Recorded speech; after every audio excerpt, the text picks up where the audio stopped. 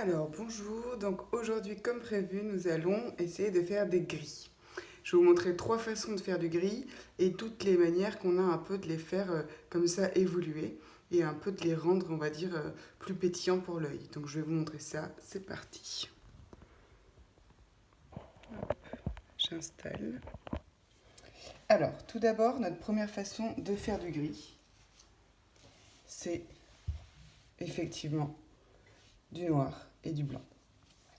Alors souvent dans mes cours, je dis aux élèves de ne pas utiliser de noir comme ça pur. Je vais expliquer aujourd'hui pourquoi je dis souvent ça. En fait, le noir, c'est pas une couleur qui va être utilisée pour foncer les autres. C'est une couleur qui rabat les autres couleurs. Ça veut dire qu'elle change le visuel des couleurs. Si on regardait ça, ce qu'on a fait la dernière fois, là on a notre magenta, et si on met du noir, on va avoir toutes ces zones. Ça ne veut pas dire qu'il ne faut pas utiliser de noir, puisque en fait le noir nous permet de créer toutes ces couleurs. Mais l'ennui, c'est que ça ne fait pas que foncer, ça rabat, c'est-à-dire que ça enlève la luminosité, ça enlève la saturation, ça nous donne une couleur qui est un peu plus terne. Et l'ennui des élèves, c'est que souvent, on lave assez mal ses pinceaux. Et donc, quand on utilise du noir, au bout d'un moment, je me rends compte que l'élève qui essuie mal son pinceau, le lave mal, etc., ou même a laissé un peu de noir sur sa palette, etc., au bout d'une ou deux heures de peinture, en fait, on a le noir qui a commencé à rabattre toutes les autres couleurs. Et souvent, je dis n'utilisez pas le noir, surtout parce qu'on utilise assez mal, en tout cas, la propreté, et du coup, ça va être compliqué de ne pas finir par rabattre toutes les couleurs et du coup d'avoir des peintures qui sont très ternes. Donc voilà, mais il peut quand même être utilisé largement ce noir pour fabriquer du gris. Donc là, j'ai mon noir, j'ai mon blanc. Je vais prendre un peu de mon noir. On n'oublie pas que, hop, j'essuie mon pinceau pour attraper le blanc, pour éviter de tacher mon blanc tout le long. Hop, et je vais pouvoir, comme ça, faire un tas de gris différents. Hop, on essuie le pinceau, on rattrape. Hop. Bon, là, j'aurais dessus mon pinceau aussi, mais on va pouvoir, comme ça, faire un tas de nuances de gris différentes, juste avec donc du blanc et du noir. Et on va pouvoir aussi se rendre compte que ça, ce serait notre base, et qu'on pourrait venir juste en rajoutant une pointe d'une autre couleur, venir un petit peu modifier notre gris. C'est-à-dire qu'on vient juste rajouter une couleur qui va très très légèrement teinter le gris. Si on regarde ça, hop, je vous ai fait une plaquette. On va pouvoir, rien qu'avec donc notre noir et notre blanc, avoir plein de gammes de gris différentes. Puisque on va partir du noir normal, rajouter au fur et à mesure du blanc, mais on va venir teinter. Là, j'ai teinté avec du fluo, là, j'ai fabriqué un vert, et là, j'ai fait un bleu primaire. Donc, du coup, on vient rajouter tout doucement, et donc, on a plein de gammes de gris qui partent au départ de ce noir. Ça, c'est notre première manière de faire. C'est pas forcément celle que je recommande, parce que, une fois de plus, je trouve que les couleurs sont assez vite cassées.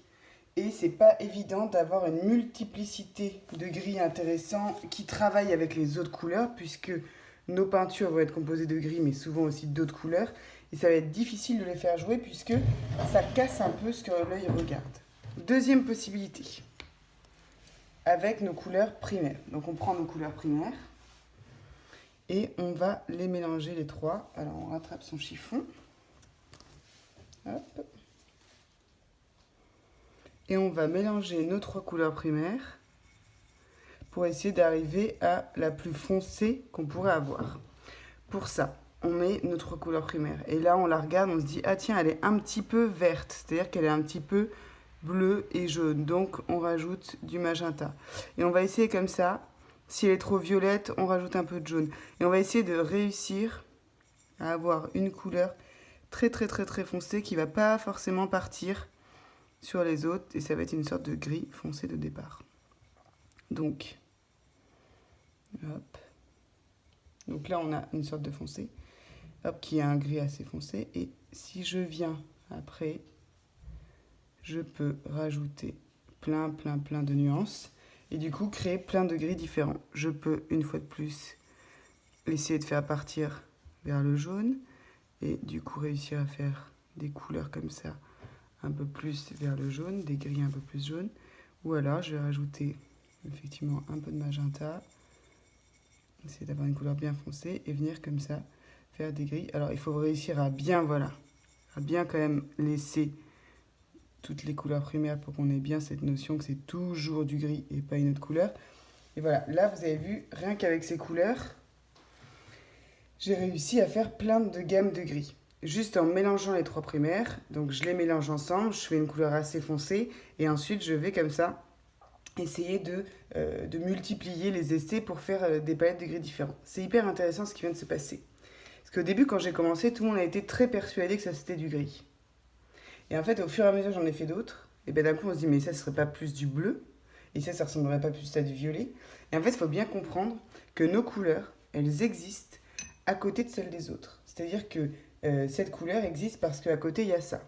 Et au fur et à mesure, par exemple, le gris n'aurait pas la même couleur si ça c'était jaune, etc., etc. Et c'est comment on utilise justement ce rapport de juxtaposition des couleurs pour faire travailler les couleurs dans leur vivacité.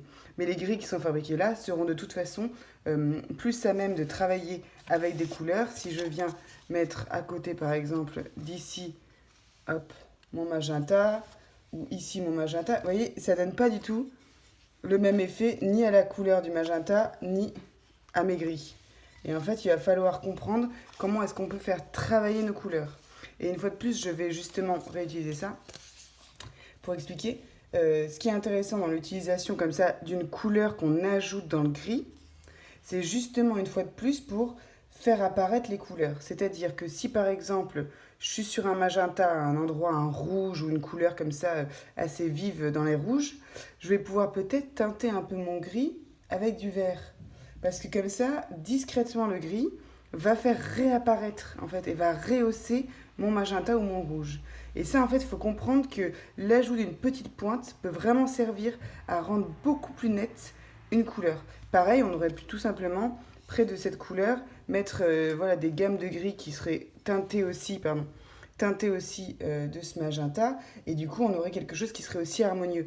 Mais il va falloir comprendre que tout ce qu'on a appris jusque maintenant, c'est des choses à additionner pour avoir les meilleurs effets possibles de couleur. Et ça sert à quoi? Ça sert à comprendre en fait que la peinture, c'est quand même de la couleur. Ce qu'on pose sur une toile, c'est de la couleur. Ce que je vois, c'est un rapport de couleur.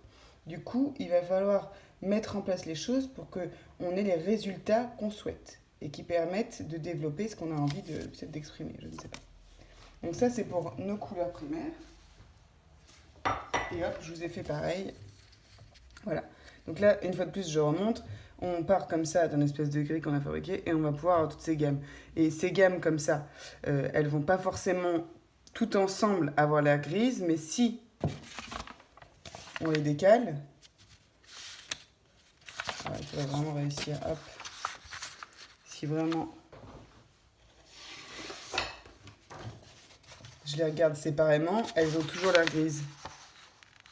C'est-à-dire que ça fait vraiment des gammes de gris. Alors que si on regarde ensemble, on n'a pas l'impression. Et ça, c'est vraiment l'œil qui réinvente. Et du coup, on se rend compte que ça nous fait apparaître la couleur qui est la plus valorisée dans ces mélanges. Mais en fait, si on les extrait comme ça, c'est bien des gris. Donc ça, c'est nos gris qu'on peut faire avec des couleurs. Du coup, on a dit primaire. Enfin, il y a une dernière possibilité. Alors, je précise une dernière possibilité, c'est celle que moi je vous propose. Il y en a plein. Alors souvent, moi j'essaye de aussi parler de choses que je travaille. Moi, vous regarderez si vous voulez dans mes peintures, sur mon site, vous regardez. J'utilise beaucoup de noir en fait. Parce que souvent, je fais apparaître des choses dans la nuit. Et en fait, le noir, c'est pas du tout une couleur que j'utilise, mais par contre, je la fabrique avec du brun Van Dyck, c'est ça, et avec de l'outremer. Donc je vais mélanger. Alors il y a beaucoup de possibilités différentes. Vous regardez sur internet comment on fabrique un noir. Il y a énormément d'ajouts de couleurs différents. Mais moi je vais utiliser ces deux-là. Et dans mes peintures, je rajoute d'autres couleurs. Mais par exemple, si je mets ça. Hop, j'essuie toujours. Parce qu'en fait, vous avez vu, la couleur, c'est un mélange. Du coup, si on mélange les mauvaises couleurs, ça ne fonctionne pas. Hop, et vous voyez, je fais apparaître ici un noir Un noir qui est intéressant parce que dès le départ, vous voyez, dès le départ, en fait, c'est un noir qui est déjà composé de 2 couleurs. Donc ça veut dire que ce noir, on va pouvoir le faire vibrer en ajoutant peut-être à côté une couleur avec un peu plus. Vous voyez, on va pouvoir un petit peu, même le noir, le faire un peu trembler en venant lui apporter une deuxième possibilité avec un noir avec un peu plus d'outre-mer ou un noir avec un peu plus de brun. Et en fait, on va faire vibrer notre noir dès le départ. Ensuite, donc ce noir, on peut l'utiliser évidemment hop, pour fabriquer des grilles. Donc là, je vais mettre des petites touches de blanc. Et là, une fois de plus, on va avoir toute une gamme possible. C'est pareil, est-ce que c'est la peine de choisir? Non. En fait, ça, c'est des possibilités, en fait. Et peut-être que dans une même peinture, on peut utiliser différentes possibilités d'un même mélange. On peut très bien se dire, je vais faire des grilles avec des primaires, plus un gris avec ça. Enfin, la chose est juste on va dire, de développer votre palette de couleurs pour que, en fait, ce soit votre principal outil de création, en fait. Donc là, une fois de plus, on va se rendre compte que on peut le faire plus ou moins clair, mais que voilà, ce mélange-là nous permet d'obtenir aussi un tas de gris. Et une fois de plus, on pourrait venir entièrement, comment on dit, entièrement teinter en fait ces couleurs-là. Ça nous donnerait exactement les mêmes possibilités. Donc ça, c'est encore une autre possibilité de fabriquer du gris. Donc brun Van Dyck, outre-mer, qu'on va mélanger pour fabriquer un noir.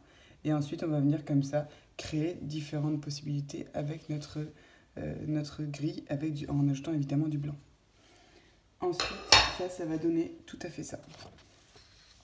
C'est-à-dire, pareil, là j'ai mis le noir de départ et je suis venue en fait modifier un tout petit peu. Soit j'ai mis un petit peu plus d'outre-mer ou un petit peu plus de brun, soit j'ai rajouté une pointe d'une autre couleur. Ici, j'ai rajouté une pointe de jaune, par exemple. Une fois de plus, on observe que si elles sont proposées comme ça, elles ne ressemblent pas forcément à du gris. Si on regarde cette couleur, on va peut-être avoir l'impression que c'est un peu vert ou quoi. Mais une fois de plus, j'insiste sur le fait que chaque couleur n'est visible que par rapport à celle d'à côté. Du coup, en fait, cette couleur est modifiée par cette ligne-là. Et si je les, une fois de plus, je les isole, on retrouve nos couleurs vraiment avec leur gris intense. Ça, c'est vraiment important. Par exemple, je donne des cours dans une école où on fait de la déco. Et par exemple, c'est très important de se rendre compte comment est-ce qu'un gris, du coup, peut être chaud, peut être froid. Enfin, toutes ces couleurs, en fait, elles ont des milliers de possibilités. Et souvent, en fait, dans une peinture, on va dire, tiens, je vais utiliser ce gris. Mais en fait, à quel moment, en fait, au fur et à mesure qu'on conscientise tout ce travail de la couleur, le gris, il est plus seulement gris. Il est teinté, il vient être peut-être un peu teinté de bleu si on a une toile qui est très froide, etc., etc. Au contraire, on va utiliser nos possibilités de contraste, nos possibilités d'harmonie. En tout cas, plus on va travailler là-dessus, plus on a des chances d'avoir des résultats qui vont être, on va dire, péchus. Alors là, je vous ai du coup sorti donc un nouveau livre de Hopper. Donc là, je vous montre. En fait, chez Hopper, il y a énormément de gris et énormément de gris teintés. Là, par exemple, on a des gris qui sont teintés dans les jaunes. Là, on va avoir des gris qui sont teintés dans les bleus. Là, l'escalier est hyper intéressant. On a un gris qui est plutôt teinté au départ de violet, vert, bleu. Enfin, suivant en fait l'ombre. Et pour créer aussi cette espèce d'effet comme ça de marche, et bien, en fait, la couleur est changée. Évidemment, je suppose que c'était relativement, une fois de plus, je le dis, naturel. C'est souvent naturel chez les peintres. Mais c'est intéressant d'avoir quand même le développement de ça, puisque du coup, je le redis, on fait de ce travail de la couleur l'outil pour vraiment comprendre comment fonctionnent nos compositions en fait. Et donc, on peut les réutiliser. Je vous montre une autre peinture, pareil de Hopper. Donc celle-ci, pareil, on a l'utilisation là comme ça du gris, autant sur le personnage que sur le décor. Et vraiment, on sent que les différentes teintes de gris, et à l'intérieur même des teintes de gris comme ça, c'est pas du tout un aplat, ça a l'air d'être vraiment différentes possibilités. Ben ça nous permet en fait d'avoir une impression aussi d'un endroit qui n'est pas forcément froid parce qu'il est teinté dans les orangés ici, etc., etc. Donc on a ça. Et alors, je vais vous montrer une toile que j'ai trouvée superbe ce matin au petit déjeuner. C'est ça. C'est pareil, une toile de Hopper. En fait, qui est composée pratiquement que de gris et de brun. Et là, c'est intéressant parce qu'on voit bien que les passages se font presque dans des sortes de camailleux. C'est-à-dire qu'en fait, on a Je pense que ce noir a été fabriqué aussi avec ce brun. Et en fait, on a un ensemble de noirs, bruns, gris qui sont complètement comme ça dans une sorte d'harmonie. Et on a comme ça ce point rouge là qui vient un peu décaler notre peinture en fait. C'est une peinture voilà, qui s'appelle Pont à Paris, qui a été fait en 1906. Voilà, donc ça c'était un peu pour nos gris. Je vous laisse effectivement observer donc le travail de Hopper, mais aussi observer le travail de Damien de Roubaix que j'ai posté donc sur le Facebook. Et voilà, et je vous dis à mercredi pour un autre moment technique.